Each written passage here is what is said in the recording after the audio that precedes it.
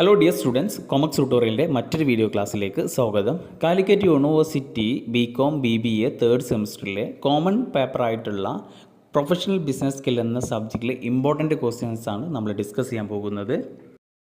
വളരെ സിമ്പിളായിട്ടുള്ളൊരു സബ്ജക്റ്റാണ്. ഇൻ്റർനെറ്റ്, നെറ്റ്വർക്ക്, കമ്പ്യൂട്ടർ അങ്ങനെ തുടങ്ങിയ ഈ ഒരു ടോപ്പിക്കുമായി ബന്ധപ്പെട്ടുള്ളത് കൊണ്ട് തന്നെ നിങ്ങൾക്ക് ഒരുപാട് ഫെമിലിയറാണ് ഈ ഒരു സബ്ജക്റ്റ് എന്നുള്ളത്. അപ്പോൾ ഈസി ആയിട്ട് തന്നെ ഇതിൽ മാർക്ക് സ്കോർ ചെയ്യാനും സിമ്പിളായിട്ട് പാസ്സാവാനും നിങ്ങൾക്ക് സാധിക്കും. അപ്പോൾ ഈ വീഡിയോയിൽ നമ്മൾ കുറച്ച് ഇമ്പോർട്ടൻറ്റ് ക്വസ്റ്റ്യൻസ് ഡിസ്കസ് ചെയ്യുന്നുണ്ട്. അപ്പോൾ എക്സാമിന് പോകുന്നതിന് മുമ്പ് തീർച്ചയായിട്ടും പഠിച്ചിരിക്കേണ്ട ക്വസ്റ്റ്യൻസ് ആണ്, ഏരിയാസ് ആണ് നമ്മൾ ഈ വീഡിയോയിൽ പറയാൻ പോകുന്നത്. അപ്പോൾ നമുക്ക് നേരെ ടോപ്പിക്കിലേക്ക് കടക്കാം. ഫസ്റ്റ് മൊഡ്യൂളിലെ first question what is professionalism. ഈ സബ്ജക്റ്റിൻ്റെ പേരുള്ളത് പോലെ തന്നെ പ്രൊഫഷണൽ ബിസിനസ് സ്കില്ലാണ് നമ്മൾ പഠിക്കുന്നത്. അപ്പോൾ നിങ്ങൾ എന്തായാലും നിർബന്ധമായിട്ടും ഈ ഒരു ക്വസ്റ്റ്യൻ പഠിക്കുക, വാട്ട് ഈസ് പ്രൊഫഷണലിസം. അപ്പോൾ പ്രൊഫഷണലിസം എന്ന് പറഞ്ഞു കഴിഞ്ഞാൽ ഒരു ഇൻഡിവിജ്വൽ ഒരു കമ്പനിയിൽ അല്ലെങ്കിൽ ഒരു പ്രൊഫഷനുമായി ബന്ധപ്പെട്ടിട്ട് ചെയ്യേണ്ട അല്ലെങ്കിൽ പെരുമാറേണ്ട കുറച്ച് ക്വാളിറ്റീസ് അടങ്ങിയിട്ടുള്ളതിനെ നമ്മൾ പ്രൊഫഷണലിസം എന്ന് പറയുന്നത്. അപ്പോൾ ചുരുക്കി പറഞ്ഞു കഴിഞ്ഞാൽ ഒരു കമ്പനിയിൽ ഒരു ഇൻഡിവിജ്വൽ എങ്ങനെ ബിഹേവ് ചെയ്യണം, എങ്ങനെ പെരുമാറണം എന്നതിനെ പറ്റിയിട്ടുള്ളതിനാണ് നമ്മൾ പ്രൊഫഷണലിസം എന്ന് പറയുന്നത്. അപ്പോൾ പ്രൊഫഷണലിസം എന്താണ്, അതിൻ്റെ ഡെഫിനിഷൻസ് പഠിക്കുക. Next question, what are the characteristics of professionalism. ഈ പ്രൊഫഷണലിസത്തിൻ്റെ ക്യാരക്ടറിസ്റ്റിക്സ് എന്ന് പറയുമ്പോൾ ഒരു സ്പെഷ്യലൈസ്ഡ് നോളജ് വേണം, കോമ്പിറ്റൻസി ഉണ്ടായിരിക്കണം, പിന്നെ അതേപോലെ honesty and integrity, accountability, self regulation, image, responsibility and dependability തുടങ്ങിയതാണ് ഈ പ്രൊഫഷണലിസത്തിൻ്റെ ക്യാരക്ടറിസ്റ്റിക്സ്. അപ്പോൾ നിങ്ങളൊരു 5-8 പോയിൻറ്റുകളുണ്ട്, ആ പോയിൻ്റ് പഠിക്കുക, അതിന് ജസ്റ്റ് ഒരു എക്സ്പ്ലനേഷൻ കൊടുക്കുക. അപ്പോൾ ഇതൊരു 6 മാർക്കിൻ്റെ ഒക്കെ ക്വസ്റ്റ്യനായിട്ട് വരാൻ ചാൻസ് ഉണ്ട്. ഓക്കെ, അപ്പോൾ ഈ പ്രൊഫഷണലുമായി ബന്ധപ്പെട്ടിട്ട് അല്ലെങ്കിൽ പ്രൊഫഷണലിസവുമായി ബന്ധപ്പെട്ടിട്ട് ചോദിക്കുന്ന ക്വസ്റ്റ്യൻസിന് നിങ്ങൾ പഠിക്കേണ്ട കുറച്ച് പോയിന്റുകളുണ്ട്. ഇപ്പോൾ എന്തൊക്കെയാണ് ക്വാളിറ്റീസ് ഓഫ് ഗുഡ് പ്രൊഫഷണൽ, അപ്പോൾ അതിന് കുറച്ച് പോയിന്റുകൾ നിങ്ങൾ പഠിക്കുക. For example, good communication skill വേണം, ലീഡർഷിപ്പ് ക്വാളിറ്റി വേണം, ടൈം മാനേജ്മെൻറ്റ്, ഓർഗനൈസേഷണൽ സ്കില്ല്, പിന്നെ അപ്പിയറൻസ്, ബോഡി ലാംഗ്വേജ് തുടങ്ങിയ കുറച്ച് പോയിന്റുകൾ നിങ്ങൾ പഠിച്ചു കഴിഞ്ഞ് കഴിഞ്ഞാൽ നിങ്ങൾക്ക് അതെന്ത് ചെയ്യാം, എവിടെയും അത് അപ്ലൈ ചെയ്യാൻ പറ്റും. അപ്പോൾ ക്വസ്റ്റ്യൻസിൻ്റെ പാറ്റേൺ അനുസരിച്ചിട്ട് അല്ലെങ്കിൽ ക്വസ്റ്റ്യൻ എങ്ങനെയാണെന്നതിനനുസരിച്ചിട്ട് നിങ്ങൾക്ക് എന്ത് ചെയ്യാൻ പറ്റും, പല സ്ഥലത്തും ഇങ്ങനെ പോയിന്റുകൾ നിങ്ങൾക്ക് എഴുതാൻ സാധിക്കും. ഓക്കെ, അപ്പോൾ ഇനി അടുത്ത ക്വസ്റ്റ്യനാണ് പ്രൊഫഷണൽ സ്കില്ല്. എന്താണ് പ്രൊഫഷണൽ സ്കില്ല്? പ്രൊഫഷണൽ സ്കില്ലുമായി ബന്ധപ്പെട്ടിട്ട് what are the different types of professional skill, അല്ലെങ്കിൽ ഒരു വ്യക്തിക്ക് ഉണ്ടായിരിക്കേണ്ട പ്രൊഫഷണൽ സ്കില്ല് എന്തൊക്കെയാണെന്ന് ചോദിക്കാം. അപ്പോൾ എന്തൊക്കെയാണ്? കമ്മ്യൂണിക്കേഷൻ സ്കില്ല് വേണം, ഡിസിഷൻ മേക്കിംഗ് സ്കില്ല് ഉണ്ടായിരിക്കണം, problem solving skill, leadership skill, interpersonal communication അല്ലെങ്കിൽ interpersonal skill, time management, stress management skill, പിന്നെ വർക്ക് എത്തിക്സ്, ഫ്ലെക്സിബിലിറ്റി, ഡിപ്പെൻഡബിലിറ്റി. അങ്ങനെ ഈ പോയിന്റുകൾ എന്ത് ചെയ്യുക, നിങ്ങൾ പഠിക്കുക. ഇതിൻ്റെ എക്സ്പ്ലനേഷനൊക്കെ നിങ്ങൾക്ക് സ്വന്തമായിട്ട് തന്നെ എഴുതാൻ പറ്റുന്നതാണ്. അപ്പോൾ ഇങ്ങനെ കുറച്ച് പോയിന്റുകൾ പഠിച്ചു കഴിഞ്ഞാൽ പലയിടത്തും നിങ്ങൾക്കിത് അപ്ലൈ ചെയ്യാൻ പറ്റും എന്നുള്ള കാര്യം നിങ്ങൾ ഓർത്ത് വെക്കുക.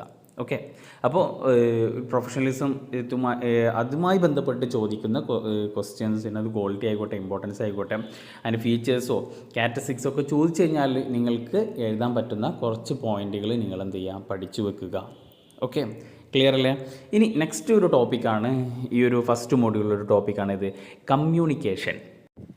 പ്രൊഫഷണലിസം ഇൻ കമ്മ്യൂണിക്കേഷൻ എന്ന ടോപ്പിക്കിൽ നിന്ന് നിങ്ങൾക്ക് ഏതൊക്കെയാണ് ഡിഫറെൻറ്റ് ടൈപ്സ് ഓഫ് കമ്മ്യൂണിക്കേഷൻ ഏതാണെന്ന് ചോദിക്കാം. വെർബൽ കമ്മ്യൂണിക്കേഷൻ, അതേപോലെ ഡിജിറ്റൽ കമ്മ്യൂണിക്കേഷൻ, അങ്ങനെ കുറച്ച് ടൈപ്സ് ഓഫ് കമ്മ്യൂണിക്കേഷൻ ഉണ്ട്, അതെന്തായാലും പഠിക്കുക. അതേപോലെ റിട്ടൺ കമ്മ്യൂണിക്കേഷൻ. ഓക്കെ, അപ്പോൾ 4 ടൈപ്പ് കമ്മ്യൂണിക്കേഷനാണുള്ളത്. ഒന്ന് verbal communication, public speaking, digital communication and written communication. ഈ 4 ടൈപ്പ് കമ്മ്യൂണിക്കേഷൻ എന്താണെന്ന് നിങ്ങൾക്കറിയാം അല്ലേ? വെർബലാകുമ്പോൾ നമ്മൾ വേർഡ്സ് ഉപയോഗിച്ചിട്ട് സംസാരിക്കുന്നതിനാണ് നമ്മൾ വെർബൽ കമ്മ്യൂണിക്കേഷൻ എന്ന് പറയുന്നത്. പബ്ലിക് സ്പീക്കിംഗ് അടുത്തൊരു ടൈപ്പ് കമ്മ്യൂണിക്കേഷനാണ്. പബ്ലിക് സ്പീക്കിംഗ് എന്ന് പറഞ്ഞു കഴിഞ്ഞാൽ നമ്മൾ അത് ഒരു വ്യക്തിയോടല്ല സംസാരിക്കുക, അവിടെ ഒരു ഗ്രൂപ്പ് ഓഫ് പീപ്പിളിനോടാവും സംസാരിക്കുക, അല്ലെങ്കിൽ ഒരു ഗ്രൂപ്പ് ഓഫ് പേഴ്സണിനോട് കൂടി സംസാരിക്കുന്നതിനാണ് നമ്മൾ പബ്ലിക് സ്പീക്കിംഗ് ഉപയോഗിക്കുന്നത്. പിന്നെ വരുന്നതാണ് ഡിജിറ്റൽ കമ്മ്യൂണിക്കേഷൻ. ഡിജിറ്റൽ കമ്മ്യൂണിക്കേഷൻ എന്ന് പറഞ്ഞു കഴിഞ്ഞാൽ നമ്മൾ digital world, social media, email, blogging തുടങ്ങിയ രീതിയിൽ കമ്മ്യൂണിക്കേഷൻ നടത്തുന്നതിനെയാണ് ഡിജിറ്റൽ കമ്മ്യൂണിക്കേഷൻ എന്ന് പറയുന്നത്. 4ാമത്തെ മെത്തേഡാണ് റിട്ടൺ കമ്മ്യൂണിക്കേഷൻ. നമ്മൾ ഒരു ടെക്സ്റ്റ് രൂപത്തിൽ എഴുതിയിട്ട് കമ്മ്യൂണിക്കേഷൻ ചെയ്യുന്നതിനാണ് റിട്ടൺ കമ്മ്യൂണിക്കേഷൻ എന്ന് പറയുക. അപ്പോൾ ഇതിൻ്റെ ഓരോന്നിൻ്റെയും അഡ്വാൻറ്റേജും ഡിസഡ്വാൻറ്റേജസും നിങ്ങൾക്ക് അറിയാം. ഏതാണ് സ്പീഡ്, എങ്ങനെയാണ് ഡെലിവറി ചെയ്യാൻ പറ്റുക തുടങ്ങിയ കാര്യങ്ങൾ ഉൾപ്പെടുത്തിയിട്ട് നിങ്ങൾ അഡ്വാൻറ്റേജും ഡിസഡ്വാൻറ്റേജും എഴുതുക.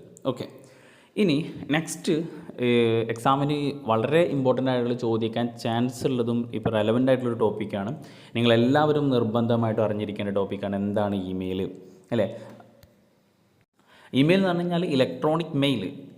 അപ്പോൾ ബിസിനസ്സിൽ ഇപ്പോൾ ബിസിനസ് കമ്മ്യൂണിക്കേഷനൊക്കെ നടത്താൻ വേണ്ടിയിട്ട് കോമൺ ആയിട്ട് യൂസ് ചെയ്യുന്ന ഒരു കമ്മ്യൂണിക്കേഷൻ, ഡിജിറ്റൽ കമ്മ്യൂണിക്കേഷനിലാണ് ഡിജിറ്റൽ കമ്മ്യൂണിക്കേഷനിൽ പെട്ടതാണ് ഈ ഇമെയിൽ എന്നുള്ളത്, ഇലക്ട്രോണിക് മെയിൽ എന്നുള്ളത്.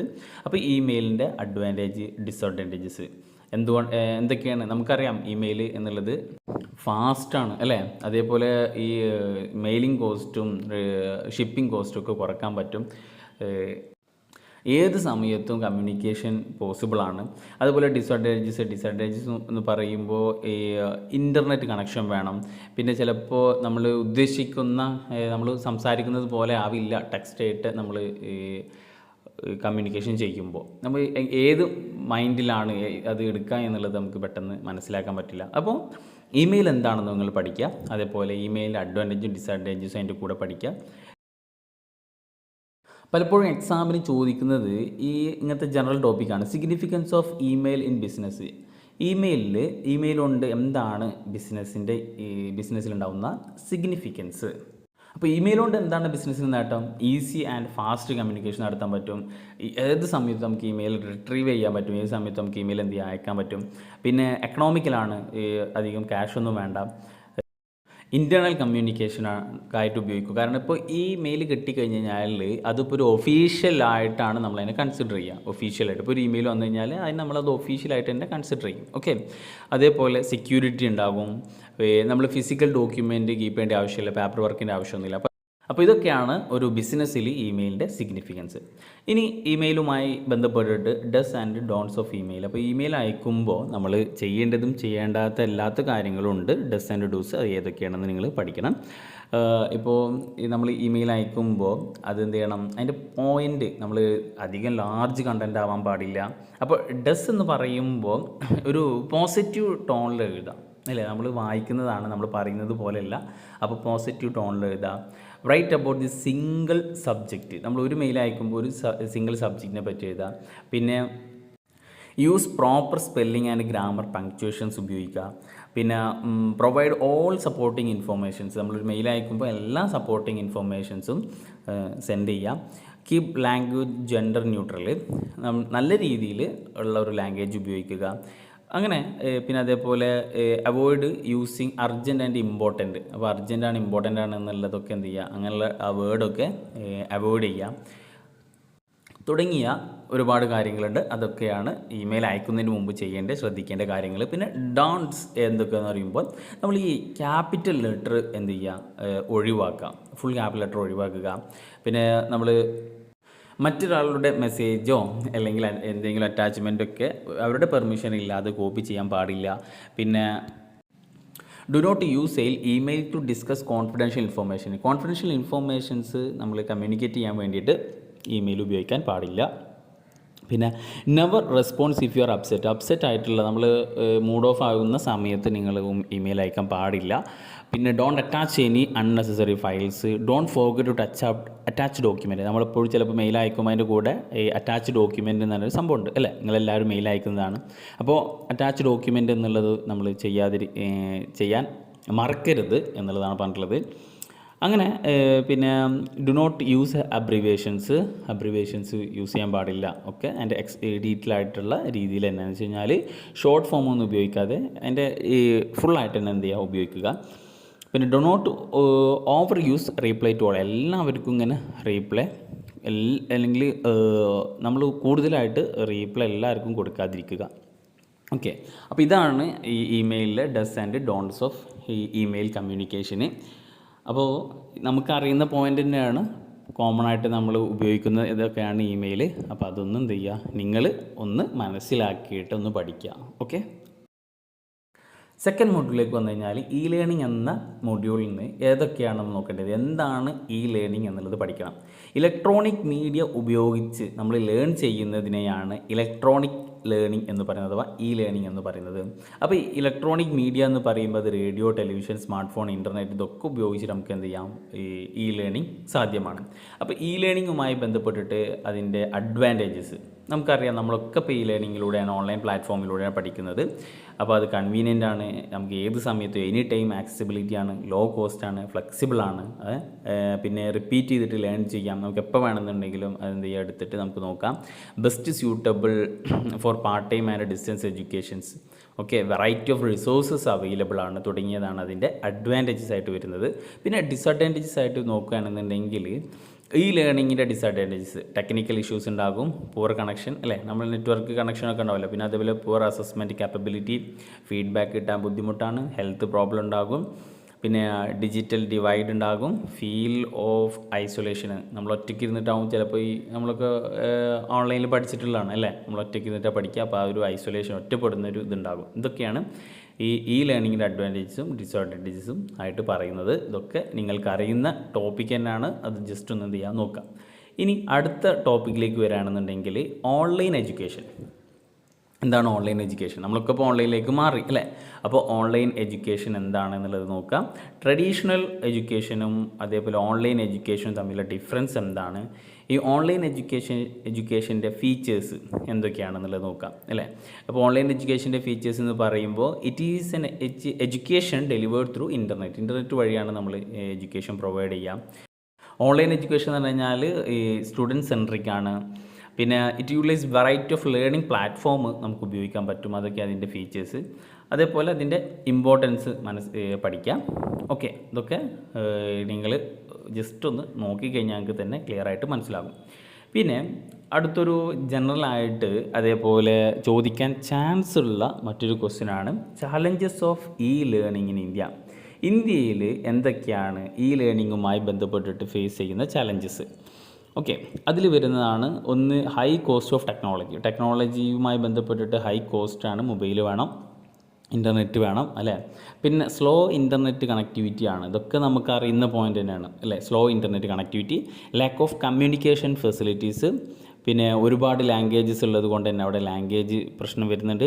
ഹൈ ഡിജിറ്റൽ ഡിവൈഡാണ്, നമുക്ക് ഗ്യാപ്പ് ഉണ്ടാകും, high gap between digital literate and illiterate. ഡിജിറ്റലായിട്ട് ലിറ്ററേറ്റ് ആയിട്ടുള്ളതും ഇല്ലിറ്ററേറ്റ് ആയിട്ടുള്ള വ്യക്തികളും തമ്മിലുള്ളൊരു ഗ്യാപ്പ് ഉണ്ട്. ചില ആൾക്കാർക്ക് ഡിജിറ്റലായിട്ടുള്ള ഉപകരണങ്ങൾ ഉപയോഗിക്കുന്നതിലുള്ള കുറച്ച് പ്രശ്നങ്ങൾ നേരിടേണ്ടി വരുന്നുണ്ട്. പിന്നെ majority of the population living rural area.